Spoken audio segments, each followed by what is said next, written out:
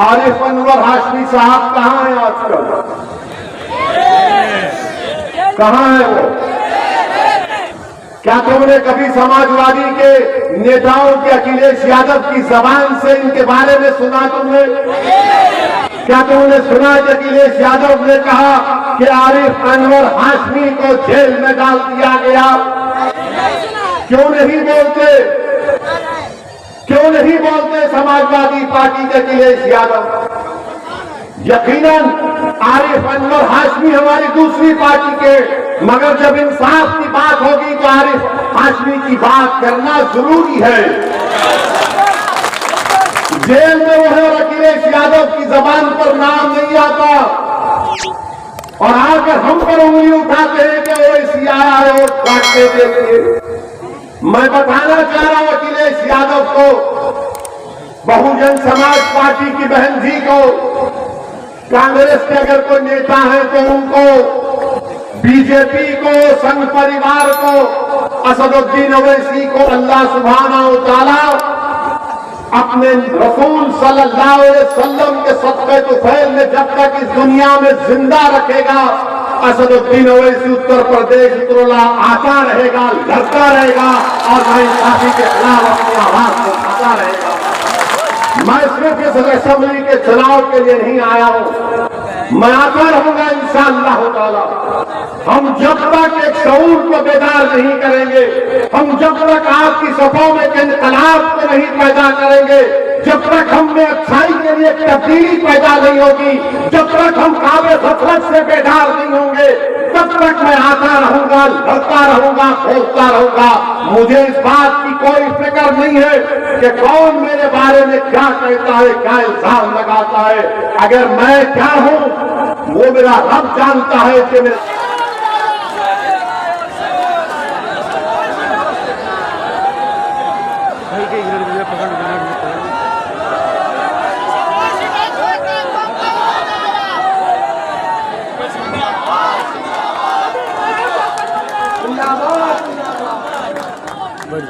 देखो देखो कौन आया,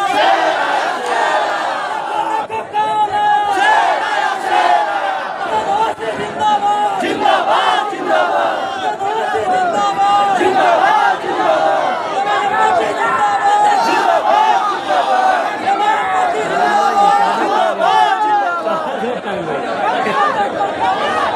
जनोसी जिंदाबाद, बिस्मिल्लाहिर्रहमानिर्रहीम। अस्सलामु अलैकुम व रहमतुल्लाहि व बरकातुहू। मौजूद हाज़रीन इकराम, बुजुर्गान मिल्लत, मेरे गयूर नौजवान साथियों, बुजुर्गान कौम और मिल्लत, मेरी इज़्ज़तदार माँ और बहनों, मंच पर बैठे उतरौला के मजलिस इत्तेहादुल मुस्लिमीन के उम्मीदवार हमारे दोस्त जनाब डॉक्टर अब्दुल मन्नान साहब, उत्तर प्रदेश के मजलिस इत्तेहादुल मुस्लिमीन के सदर जनाब शौकत साहब,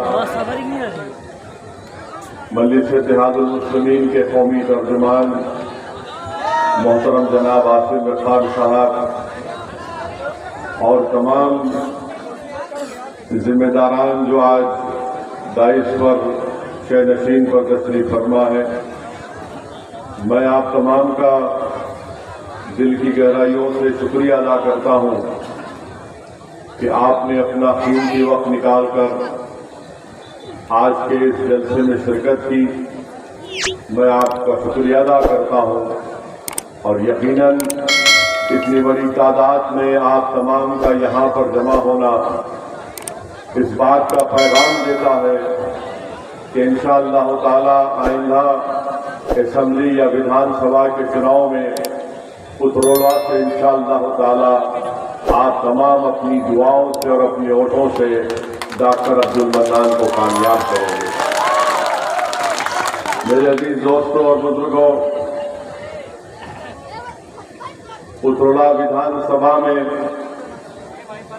और उतरौला विधानसभा के तमाम राय दहिंदगान के लिए, वोटर्स के लिए बेहद जरूरी है कि वो अपने वोट का सही और सच्चे उम्मीदवार कैंडिडेट के हक में अपने वोट का इस्तेमाल करें। अभी आपने सुना कि डॉक्टर अब्दुल मन्नान साहब ने आपको बताया कि कैसे उतरौला में आपके मसाइल हैं जिससे यहाँ की आवाम को, जनता को तकलीफ पहुंचती है। यहाँ पर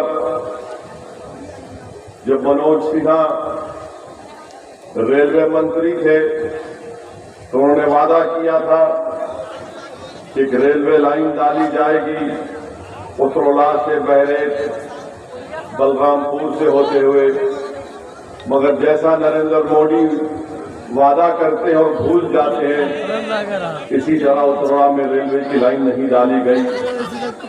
डॉक्टर अब्दुल मन्नान साहब खुद डॉक्टर हैं, आंखों के स्पेशलिस्ट हैं, वो इस बात को देख चुके हैं और आप भी जानते हैं कि यहाँ पर एक ढंग का अस्पताल नहीं है। मेरे अजीज दोस्तों और बुजुर्गों, अभी हमने सुना कि कैसे किसानों को सरकार की तरफ से कोई मदद नहीं मिलती। उतरौला विधानसभा के जितने किसान हैं उनमें एक बहुत बड़ी अक्सरियत आज कर्जों में डूबी पड़ी है। किसान क्रेडिट कार्ड का कोई फायदा नहीं है किसानों को।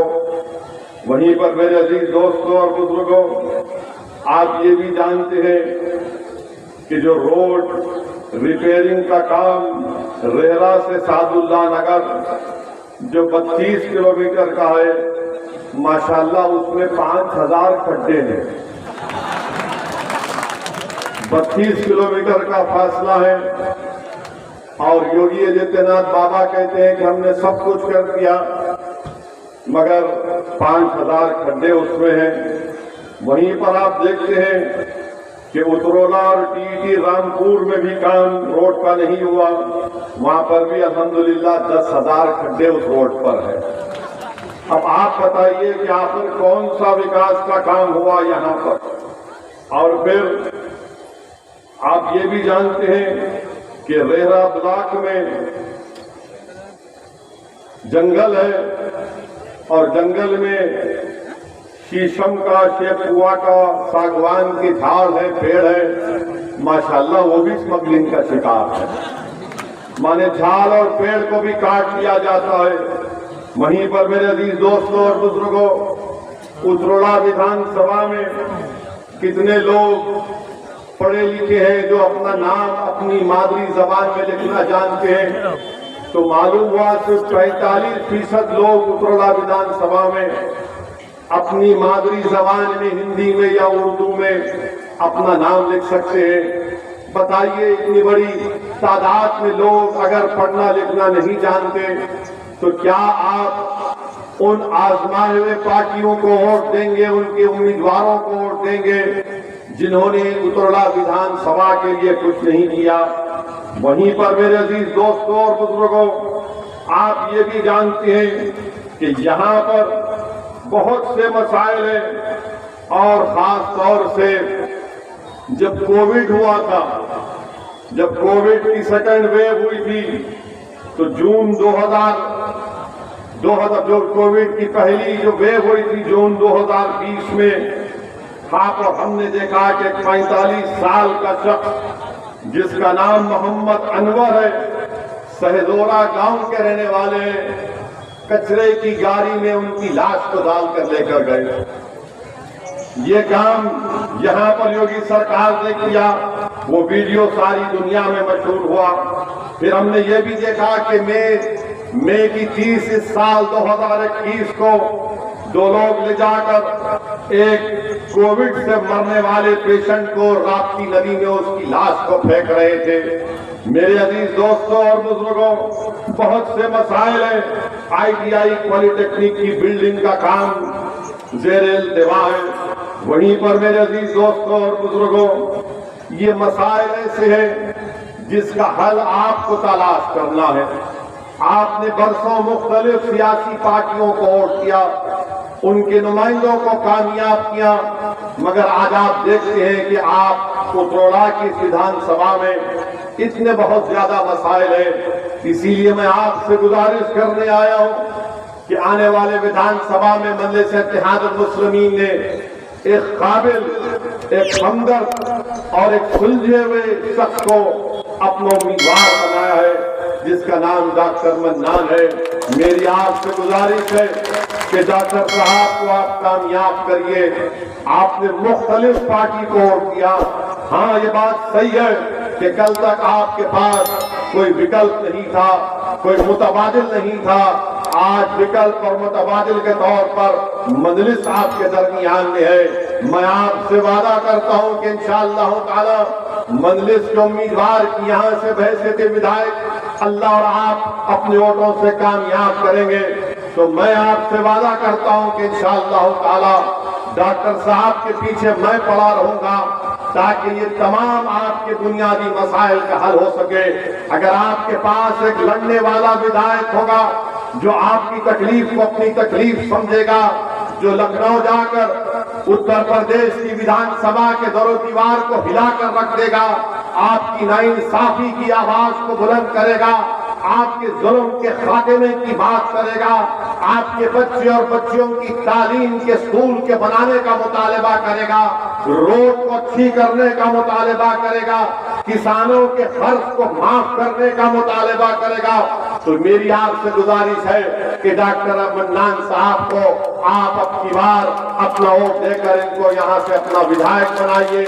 मेरे अजीज दोस्तों और बुजुर्गों, हमारा यहाँ पर जलसा होने के बाद, मेरे यहाँ से जाने के बाद यकीनन बहुत सी पार्टी के लोग आएंगे और आपके दरमियान में बहुत सी बातें करेंगे और आपको ये सोच देने की बदफिक्र कर कोशिश करेंगे कि देखो सऊद्दीन ओवैसी आया है, तुम्हारे वोट काटने को आया है। मेरे अजीज दोस्तों और बुजुर्गों, मैं आपको बताने आया हूं कि सऊद्दीन ओवैसी ने तो 2019 का पार्लियामेंट का चुनाव नहीं लड़ा था।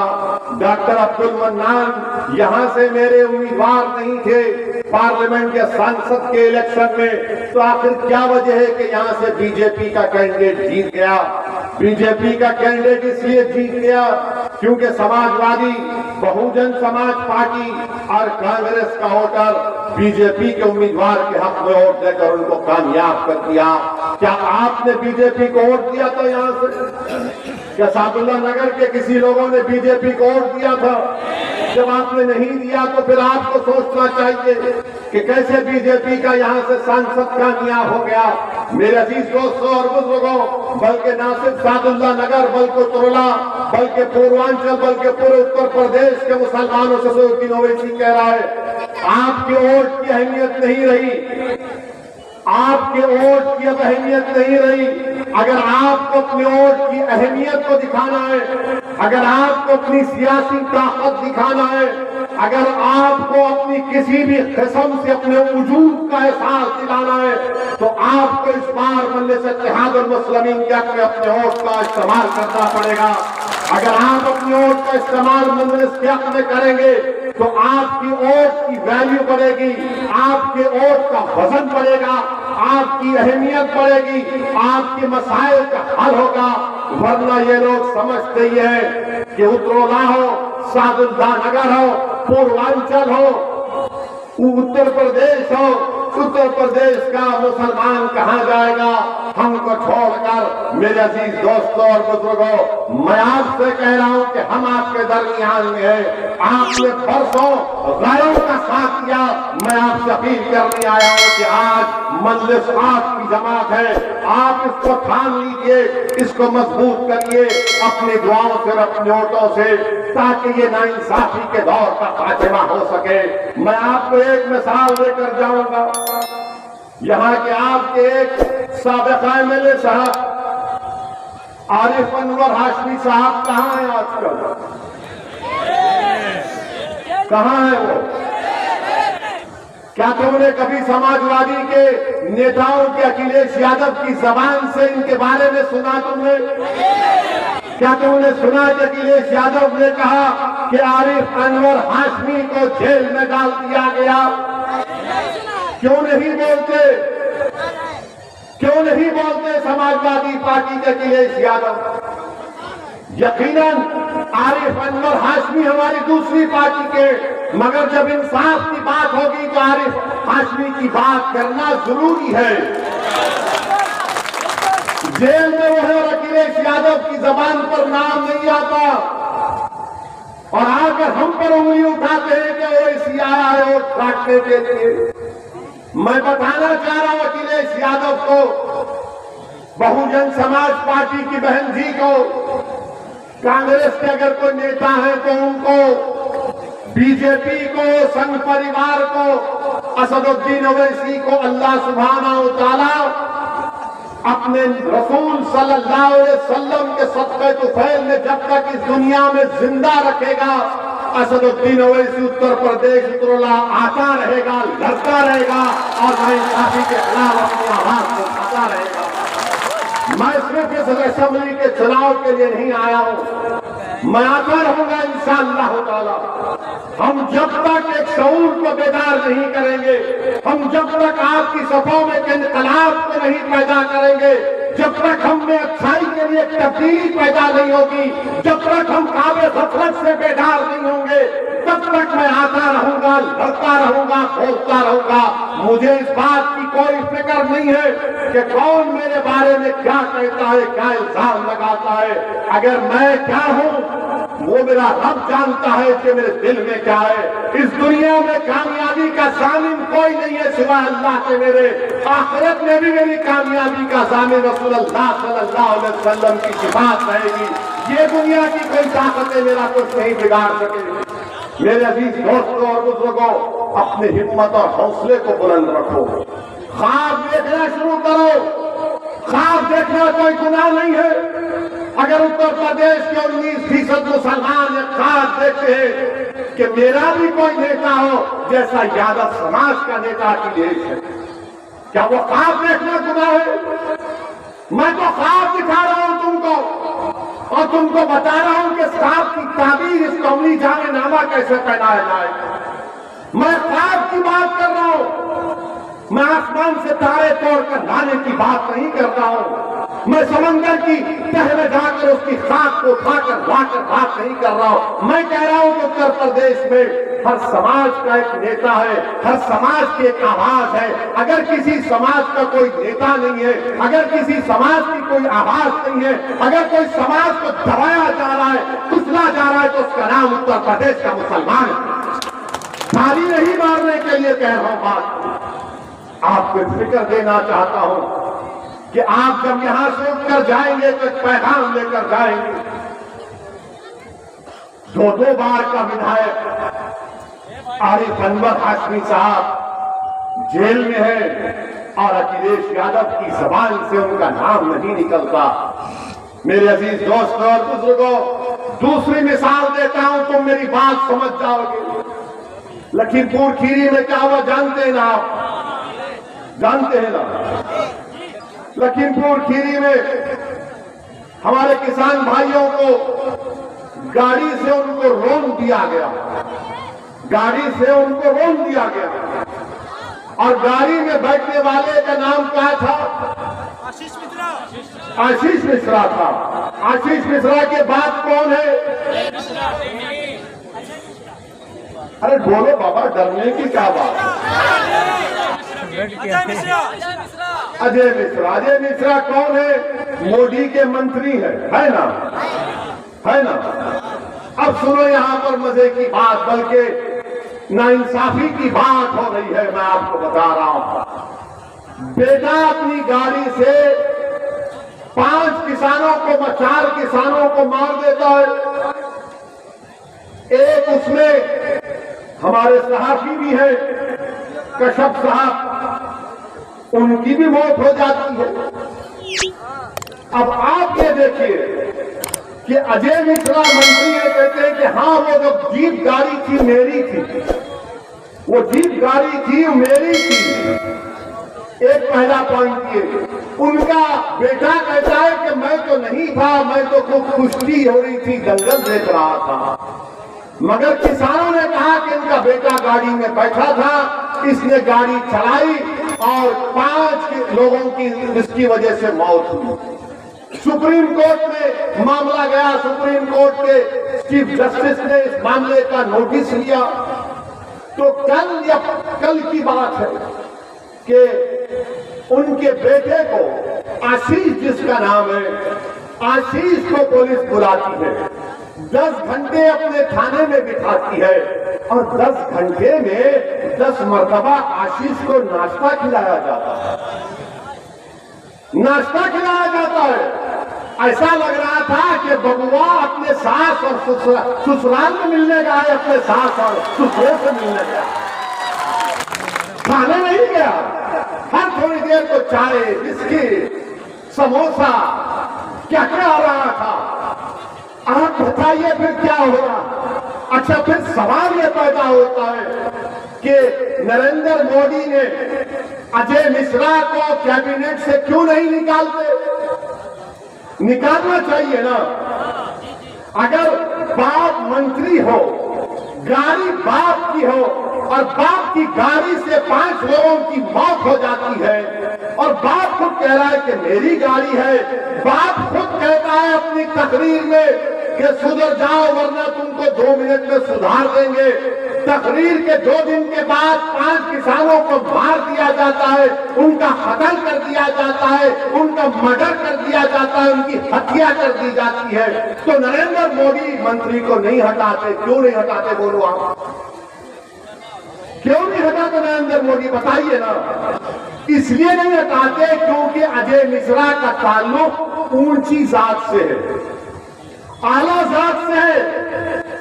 इसीलिए नरेंद्र मोदी बोले नहीं नहीं, चुनाव आ रहे, आला जात के, ऊंची जात के वोट नहीं मिलेंगे, इनको हम बचाएंगे।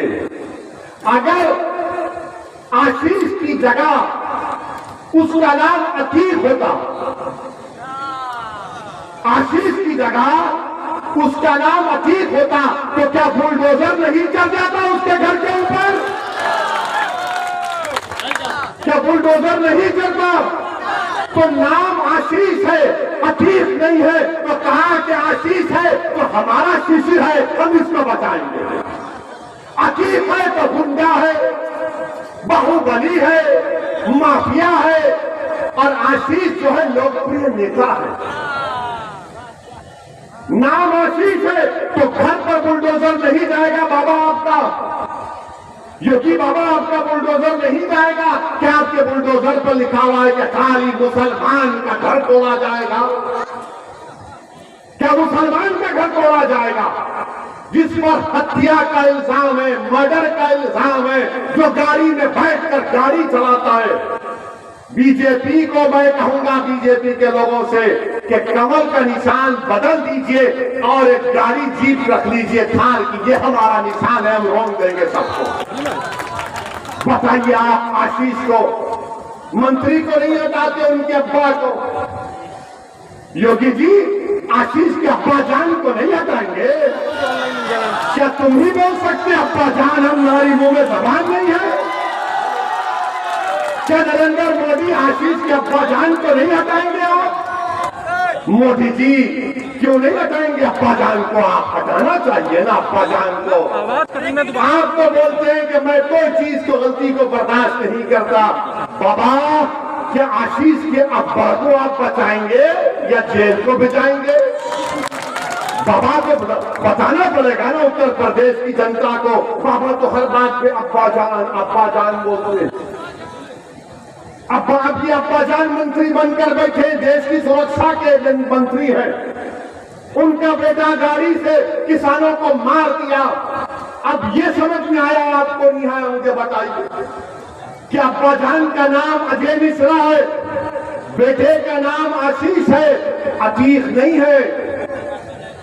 अगर बेटे का नाम अतीक होता या आरिफ अनवर हाशमी होता तो अब तक जेल में चले जाते। कितने घर तोड़ दिए जाते, कितने घर तोड़ दिए जाते अब तक। मगर ये बता रहा हूं, ये फर्क है। अब जब हम इसको बयान करते हैं तो तो मुझे मालूम कि आज शाम में 6 बजे से रात के 12 बजे तक असदुद्दीन ओवैसी के नाम पर सब लोग शादी करेंगे अपनी अपनी बीवी पर। हमारी तरफ से आसिम गफ्फार बैठेंगे, बोलेंगे कि ये तो सच्चाई बयान कर रहे हैं। हम जब ये कह रहे हैं तो बताओ, नरेंद्र मोदी आपको कहते हैं कि दलित ओबीसी समाज हमारे साथ है, तो क्यों तरफदारी कर रहे हैं मोदी और योगी? अजय मिश्रा की इसलिए कर रहे हैं कि अजय मिश्रा का उस समाज से ताल्लुक है जो आलाजाद के है, और अतीक और आपके यहाँ के पूर्व विधायक आरिफ अनवर हाशमी वो आलाजाद के नहीं है, वो तो जनियों भी नहीं है ना, हम तो जनियों भी नहीं है, इसीलिए हमारे खून की कीमत नहीं, हमारे नौजवानों की जिंदगियां बर्बाद हो गई, जेलों में सड़ सड़ कर। आज उत्तर प्रदेश की जेलों में 27% मुसलमान बहैसियत अंडर ट्रायल। कौन जिम्मेदार है इसका? आपके पास कोई लड़ने वाला है, कोई इस आवाज को बुलंद करने वाला है? और जहां तक ये जो लखीमपुर खीरी का वाकया है, मैं आपको बताना चाहता हूं, दुनिया को जानना चाहिए कि वहां पर एक किसान भाई हमारे जिनकी कत्ल कर दिया गया, जिनका नाम नक्षत्र सिंह था। नक्षत्र सिंह का बेटा भारत की फौज में है, भारत की सरहदों की हिफाजत कर रहा है। बाप उनकी बेवा नक्षत्र सिंह की बीवी कह रही है कि मेरे पति अपने बेटे से कहते थे कि बेटा तू सरहद की हिफाजत कर, मैं किसानी करके जनता की सेवा करूंगा। और आज उसी नक्षत्र सिंह को अब्बा जान के बेटे आशीष ने गाड़ी से रोक कर उनको जान ले ली, उनकी हत्या करना। वहीं पर एक हमारा एक और भाई जिसका नाम जो लवप्रीत सिंह है, जब उसको गाड़ी ने टक्कर मारी तो लोगों ने उसको उठाकर अस्पताल लेकर जा रहे थे, तो उसने लेकर जाने वालों से कहा कि भाइयों मेरी 2 बहनें हैं, मेरे पास पैसे नहीं है, मेरी जान बचाओ। अस्पताल जाने तक लवप्रीत सिंह मर गया लवप्रीत सिंह। बताइए आप, वो जर्नलिस्ट जिसको कहा गया कि किसानों ने मारा, खुद उसका भाई कह रहा है कि नहीं, मुझे कुछ मेरे भाई को किसानों ने नहीं मारा, बल्कि ये अब्बा जान के बेटे आशीष की गाड़ी ने उस जर्नलिस्ट की जान ली। 8 लोगों की मौत हो गई, 5-4 किसान, एक जर्नलिस्ट, 5 लोग मर गए। आप बताइए कि कौन इनकी आवाज बनेगा, कौन इनसे इंसाफ करेगा? मेरे अजीज दोस्तों और बुजुर्गों, ये हालात आज उत्तर प्रदेश में है, और अफसोस इस बात का है कि हमारे प्रधानमंत्री जनाब नरेंद्र मोदी अपनी जबान से कुछ नहीं कहते। लखनऊ को आए तो आकर कहा कि अब के बार 18 लाख दिए जलाइए, 18 लाख दिए। अरे मोदी जी, ये जो लोग मर गए, 5 लोग जिसमें 3 लोग, 8 लोग जिसमें बीजेपी के भी 3 थे, क्या वो घर में दिया जलाएंगे? घर में तो अंधेरा पड़ चुका है। उन घरों में किसी ने अपने भाई को, अपने बेटे को खोया है, किसी ने अपने बाप को खोया है, कोई हमारी बहन बेवा हो चुकी है, कोई बच्चे यतीम हो चुके हैं। और भारत की जमहूरियत में जब लोग मरते हैं तो सब चीखा मारते, सब चीख मारते, और 15 दिन के बाद सारी दुनिया उस परिवार को भूल जाती है, वो परेशानी में जिंदगी को गुजारते हैं। हकीकत है मेरे अजीज दोस्तों और बुजुर्गों। योगी कहेंगे कि क्या मैंने 45 लाख नहीं दिए? योगी जी, क्या इंसान की जान की कीमत कोई लगा सकता है? क्या 45 लाख किसी की जान की कीमत होगी? उस मां से पूछो जिसने 9 महीने अपने कोख में उस बच्चे को कैसे पाला होगा। उस मां से पूछो जब वो जन्म दे रही थी उस बच्चे को, ये अपनी बेटी को कितनी तकलीफ उठाई होगी, कितने चीखें मारी होगी। जिसने उसको पाला पोसा, अपना दूध पिलाया, अपने साया में रखा, बिस्तर पर नहीं अपने जिस्म पर उसको लिटाकर उस बच्चे को और बेटी को पाला, उससे जाकर तुम कहोगे कि 45 लाख तुम्हारी औलाद की कीमत है, तो मां देखकर तुमको बदुआ देगी कि तुमने मेरे बेटे की जान ली और 45 लाख देखते। मेरे अजीज दोस्तों और बुजुर्गों, मेरी आपसे गुजारिश है कि आपको अपने वोट का सही इस्तेमाल करना है, डरने और घबराने की जरूरत नहीं है।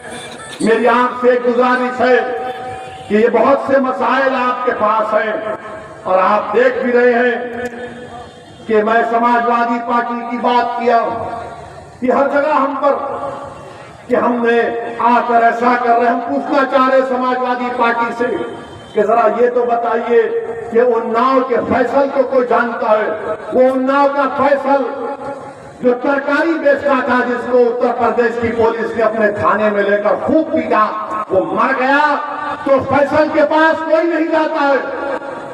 मगर एक गुप्ता साहब को बाबा के गोरखपुर के वहां पर एक गुप्ता साहब को पुलिस मारती है, वो मर जाते हैं, तो मुख्यमंत्री भी चले जाते हैं, अखिलेश यादव भी चले जाते हैं और अखिलेश यादव जाकर गुप्ता परिवार को 21 लाख रुपए का चेक देते हैं।